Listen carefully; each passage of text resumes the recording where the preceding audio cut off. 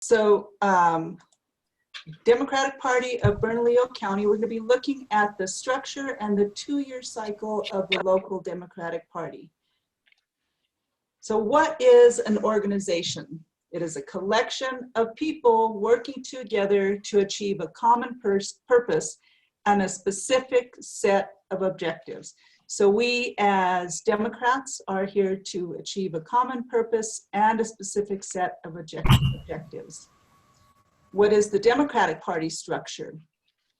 Well, we have the National Democratic Committee, National Committee, which I'm going to just say right now, Jamie Harrison is going to be one of our guests at our May 1st event here in Bernalillo County. So mark your calendars. I know, it's going to be cool.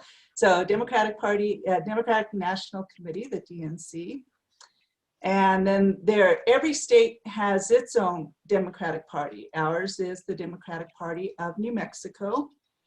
And then every county in the state has its own party. So we have the Democratic Party of Bernalillo County, DPBC, that we are all a part of. So Democratic Party, what organizing structure? The precincts are the smallest organized, well, the boundaries are drawn by the county clerk and approved by the county commission and the Secretary of State. A precinct has, by statute, roughly 2,200 residents and 750 voters. Now those voters, it can be Democrat, Republican, a mixture, declined a state, but it's roughly, the statute states that that's what a precinct should have. It is the smallest legal organizational entity in government. And from the county level up to the federal, all political boundaries are drawn around precincts. So what does that mean? It means that all members of a precinct share the same representation from county commissioner to United States congressional representative. So a precinct is a very powerful voting bloc. If you can get people organized at the precinct level, you have a lot of power, right? For lobbying your elected officials and for voting on your elected officials and getting out the vote for elected officials. So Bernalillo County has 607 precincts. It's a lot of precincts. And so wards and ward clusters. Boundaries of wards are drawn by the County Democratic Party. In Bernalillo County, each ward has 6 to 14 precincts. They are named and organized according to a state house district. So I live in Ward 11A. That means that my ward is part of House District 11. So whatever your ward number is, if you're in 25A, then you are part of House District 25, as is 25B and 25C. So all, which that is a ward cluster. The wards with the same names are ward clusters. They share the same house district. Now precincts in the ward may belong to different congressional, state senate, and county commission districts, but they all belong to the same house district. And Bernalillo County, we've organized our wards so that we have our precincts so that we have 64 wards. So we have 607 precincts and 64 wards in Bernalillo County. Now here's the overall structure of a county party. So we have an executive committee, and members of the executive committee are the county officers and the ward chairs. And then in wards, wards have the ward chairs, precinct chairs, and additional county central committee members. And then we also have platform and resolution committee members and county credentials and rules revision committee members. So these positions are the positions that were just elected during the last couple of months, right, in our ward meetings. They're elected in odd number years. So in a 2-year cycle, which is what we are elected to, this is what happens. In odd numbered years, we have ward meetings where we elect our local leadership, our ward chairs, precinct chairs, and additional CCC members, and the rules and platform committee members. And then we have a CCC meeting where these people who are elected here then elect our county chair, our county vice chairs, and our representatives to the SCC. And then in late April, this year it's happening on April 24th, we elect, we have an SCC meeting where we elect our state party officers and our standing committee members. And then in odd number years in Bernalillo County or in Albuquerque, we have a municipal election in our odd number years. And then in even number years, we start again. We have ward meetings again. But this time, our ward meetings are to elect delegates, pre-primary delegates to the state convention. So we're going to have ward meetings again. That will happen between February and March. And those meetings will be electing delegates who will then go to a county convention, but our county is a pass-through where we just say, yes, we certify our delegation to the state convention. And those of you who were part of this last year, remember we had it at Siegel High School and we just said, yes, we certify that these are our delegates. And then they go to the state convention, and that usually happens, the state pre-primary convention usually happens early to midsummer. And then we have the primary election. And so these delegates that are at the state convention vote on the candidates, the Democratic candidates that are going to be on the ticket during the primary election. And those votes determine the order that the candidates will have on the ballot for the pre-primary, for the primary. So then we have our primary election. Now in presidential years, there's also another state convention that happens. And at that state convention, which happens after the primary election, we elect delegates to the national convention. And then there's the Democratic National Convention on election years, and that was one that happened this last year that was so beautiful. I think they did a wonderful job in 2020. But in years that are midterm years, we don't have those. We simply go from the primary election to the general election in November. So even number years, we elect our local party leadership.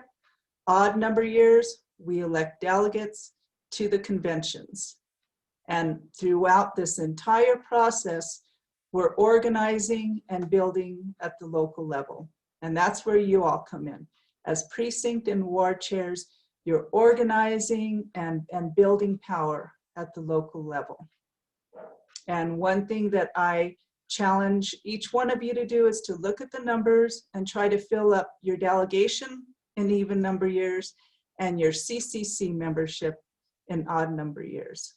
So we can look a little bit more at that at another time. But here, some of the standing committees we have, or the two standing committees we have at the county level. Well, we have the executive committee, which is once again the ward chairs plus the county officers. We have the county officers are the treasurer and the secretary, and the county chair appoints those. And then we have a platforms and resolutions committee, and that committee considers resolutions and platform planks that are reported to it. So the ward gets together and works on platform resolutions, and those get presented to the county central committee, or to also work their way up to the state to be part of the state platform. And so this and that what we say as Democrats are our values, who we are. Our platform represents who we are as Democrats. And it comes from within, from the ground up. And then the Credentials and Rules Revision Committee. It serves as a standing committee on rules revision and serves in an advisory capacity to the county chair and the executive committee as rules interpretation committee. So those are the standing committees at the county level. So what are our duties, your duties as chairs of this Democratic Party? Well, what we are to do is to organize at the local level by determining issues of concern to precinct members and to work to increase voter knowledge, empowerment, and turnout within our wards and precincts. We connect communities with their elected representatives and Democratic Party candidates. We support the Democratic Party of New Mexico platform. And of course, we elect Democrats.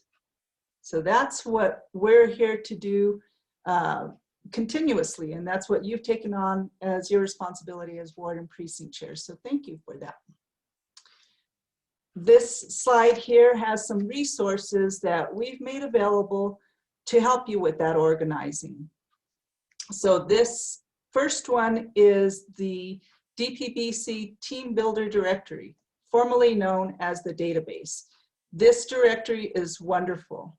It gives, using this, you'll be able to get lists of people in your ward, the officers that were elected this past ward election. You get lists of active Dems.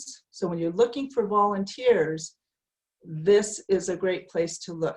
It also has a wonderful little tool that gives you counts of wards and precincts. So you can find out how many Democrats are in your precinct. That's a really cool thing to know, you know, when you set your goals. How many Democrats do I have in my precinct? And then we have Vote Builder and a Vote Builder service team. Vote Builder is the database that organizes voters in it.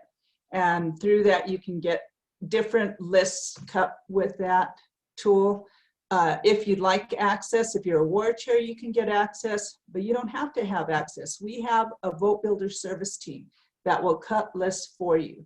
So you can go to this link right here, and you all have these links on your documents as well. And we've made this available to you. Sue, could you please drop the slide deck link into the chat? And then we also have a wonderful communications team that puts together information on the website and works on the newsletter. And these are a great way for you all to get information out to Dems around the county and also to get information about what's going on. And then we have training that we are starting to get up and going, like this one tonight.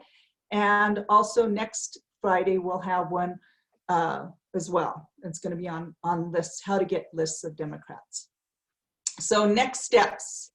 Here's where you all come in for tonight.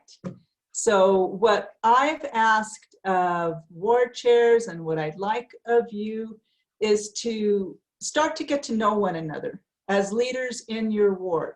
So get lists of the officers in your ward.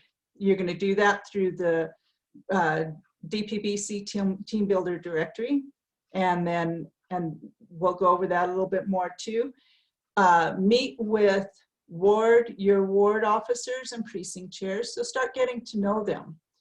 We have 3 Zoom licenses available for you all, so you don't have to get your own Zoom license.